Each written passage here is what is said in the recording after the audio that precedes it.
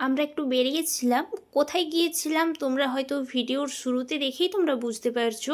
তো hello everyone, কেমন আছো সবাই?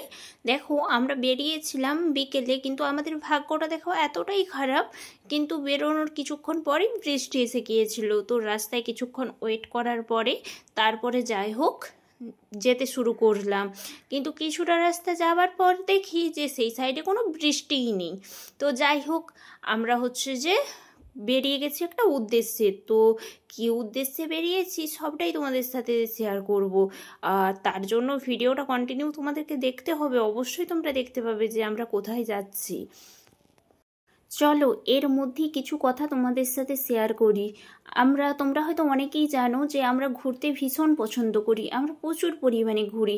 তোমাদের দাদাভাইও ভীষণ পছন্দ করে, আর আমিও। তাই জন্য যখন তখন আমরা ঘুরতে বেরিয়ে যাই, যেই দিন মন চায় সেই দিনই। হয়তো সবটা তোমাদের সাথে শেয়ার করা হয় না, যতটা পারি তোমাদের সাথে শেয়ার করি। তো যাই হোক, তোমাদের দাদাভাইকে জীবনে পেয়ে সত্যি কথা বলতে যে শুধু ঘোরাচ্ছে বলে এইরকম ব্যাপার না, কিন্তু জাস্ট সত্যিই তোমাদের দাদাভাইকে জীবনে পেয়ে আমি খুব খুব হ্যাপি যে এরকম একটা মানুষ পেয়েছি আমার জীবনে। সত্যিই আমার সবটাতে আমার পাশে থাকে।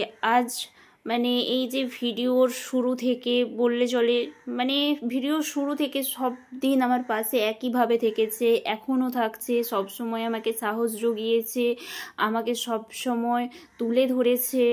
না হলে সত্যিই এত দূর আমি কখনো পৌঁছাতে পারতাম না। তো যাই হোক, তোমাদের ভালোবাসা অনেক পেয়েছি, অনেক, কিন্তু সব থেকে আমার পাশে যেই মানুষটা থাকে তার অবদানটা সব থেকে বেশি আমার ভিডিও করার পেছনে। আর আমার সবটাতে সঙ্গ দেয়, আমার খুশিতে তার খুশি, আমি যেইটাতে খুশি থাকবো সেই কাজটাই সে করে।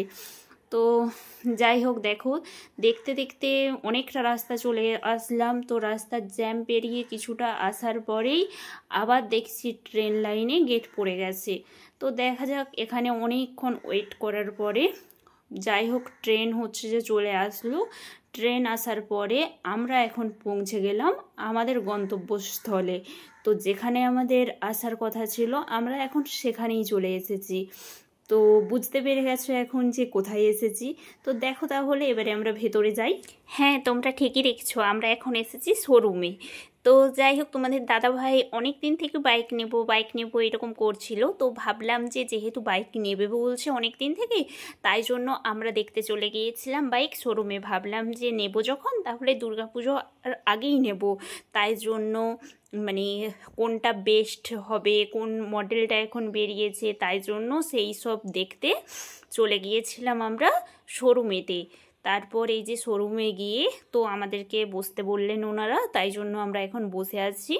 তো ভেতর থেকে বাইক, এখানে যতগুলো বাইক ছিল অবশ্যই দেখেছি আমরা, সেই রকম খুব একটা পছন্দ হচ্ছে না আমার, তাই জন্য কোনো একটা নিউ মডেল এসেছে, সেটা ভেতরে রাখা আছে, তাই জন্য সেটা ভেতরকে আনতে গিয়েছে। তো কি বাইক এখনও আমি যেহেতু দেখেছি, তোমাদেরকে দেখানো হয়নি।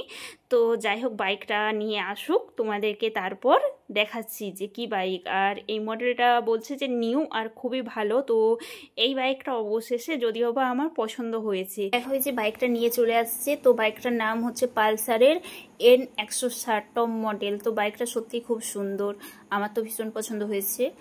আর তারপর ওখান থেকে বেরিয়ে শোরুম থেকে এবার রাস্তায় বের হচ্ছি, দেখছি আবার সেই জ্যাম। তো জ্যামে দাঁড়িয়ে দাঁড়িয়ে অনেকটা লেট হয়ে গেছে। তারপর ওখান থেকে আসার পথে দেখছি রাস্তার ধারে গণেশ পুজো হচ্ছে।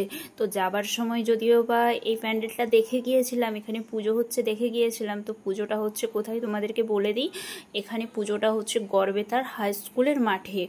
তো যাবার সময় যেহেতু দেখে গিয়েছিলাম, ভাবলাম যে ফেরার সময় অবশ্যই ঠাকুর দর্শন করব, তাই জন্য এখানে একটু দাঁড়িয়ে গেলাম। তারপর এবারে ভেতরে যাব। তো ঠাকুরের দর্শনটা আগে যেয়ে করি, আর তোমাদেরকেও করিয়ে দিই। এই যে দেখে নাও। আর কার কার বাড়ি গড়বেতায় অবশ্যই কমেন্ট করে জানিও কে কে এই পুজোটা দেখতে গিয়েছিলে। আর পোনামারে তারপর করে নিলাম ওখান থেকে।